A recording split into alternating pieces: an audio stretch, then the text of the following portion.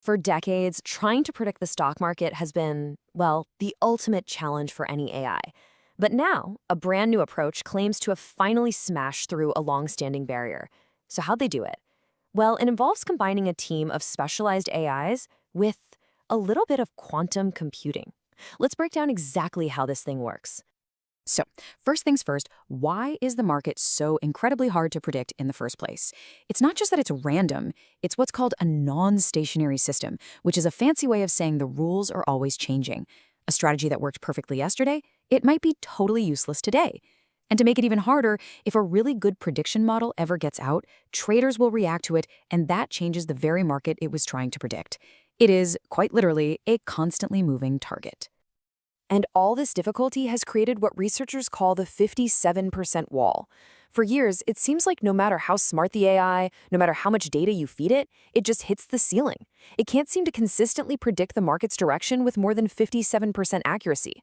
You can think of it as the sound barrier for financial AI. And in this explainer, we're going to see how one team finally broke through. All right, so what was the first big breakthrough that started to crack this wall? Well, it's an idea that kind of goes against what you'd expect. The common wisdom, right, is to make an AI smarter, you just shovel more and more data into it. But this research found something different. It's not about more data, it's about getting more perspectives. It's about making your AI team think about the same problem, but in totally different ways. Okay, so this slide really lays out the two competing ideas. On the right, you've got dataset diversity. This is the old school approach. You take one type of AI model, say an LSTM, and you just feed it tons of different data. S&P 500, gold prices, you name it. But on the left, you've got the new approach, architecture diversity. Here, you only use one data set, just the S&P 500, but you have a whole team of different kinds of AIs look at it. You've got an LSTM, a transformer, a random forest, a whole crew of specialists. So which one worked better? Well, the results, they aren't even close. Just look at this chart. The team of diverse AI thinkers, the architecture diversity, actually broke the 57% wall on its own. Meanwhile, the single AI, even with all those different data sources, was stuck way down below 53%. The takeaway here is crystal clear. Having different ways of thinking about a problem is way more powerful than just having more things to think about. And this right here explains the magic behind it. It's a concept called error decorrelation. Just think of it like a detective team trying to solve a case. You've got your forensics expert, your psychologist, and your historian. Each one has their own unique strengths, but, and this is crucial, they also have their own blind spots. They're going to make different kinds of mistakes, but when they all work together, their individual errors tend to cancel each other out. It's the exact same idea with these AI models. What an LSTM might miss, a transformer might catch, and together, the team becomes way, way smarter than any single member. Okay, so the second breakthrough, this is where things get really interesting. It introduces an element from the absolute cutting edge of computing, a quantum coprocessor. But hold on, forget any sci-fi images of giant, world-changing quantum computers. In this system, the quantum part plays a very specific and actually a very clever role.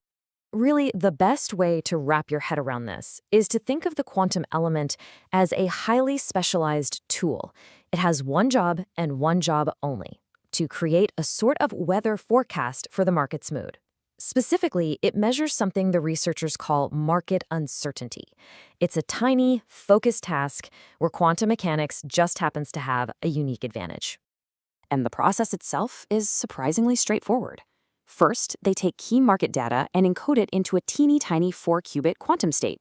Then, and this is the cool part, they use the unique properties of quantum mechanics, especially entanglement, to see how all those data points relate to each other in really complex ways. And finally, they just measure the result, which boils all of that complexity down into a single powerful number, that market uncertainty score. So, the big question is, did this quantum weather forecast actually help? And the answer is a resounding yes. As this chart shows, for just one of the AI models, adding that single quantum-generated number boosted its accuracy from about 55.5% to over 57%. And this wasn't a fluke. This pattern held true across all the top-performing models. It gave them a small but critically important and, most of all, consistent edge. And that brings us to our final and, maybe the most important breakthrough of all. This one is all about how you actually assemble that team of AIs. And it follows a very simple but powerful rule: less is more. So, to start, the researchers created this huge pool of potential team members. They trained 5 different types of AI on 7 different datasets. That gave them a roster of 35 different predictive models, and each one had its own unique perspective on the market. Now, you might think, okay, let's just combine all 35 models. Let's get everyone's opinion. But when they tried that, the result was a total disaster. We're talking 51.2% accuracy. That's barely better than flipping a coin. And it proves a really crucial point. When you have a team of experts, letting the C students have an equal vote just drags the whole team down.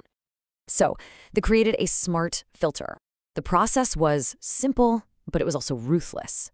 First, any model that couldn't even get 52% accuracy on its own was immediately cut from the team. They were just adding noise. Then, from that much smaller, higher quality group that was left, they selected only the top 7 performers. This was the A team.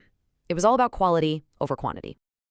So, what happens when you put all of this together? You've got a hand-picked team of diverse AI thinkers. You've given them a unique quantum insight.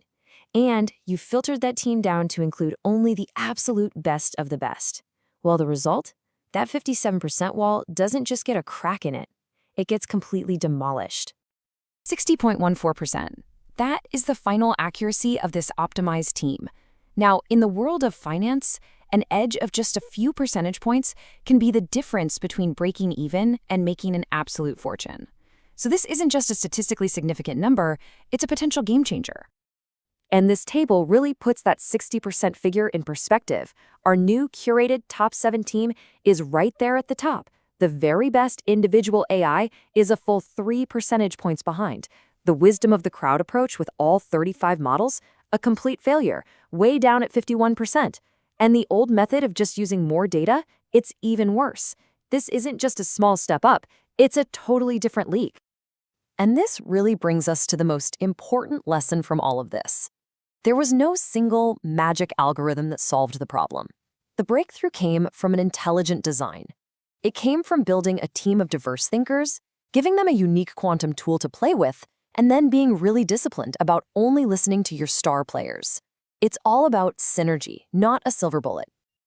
So this leaves us with a pretty fascinating question to chew on.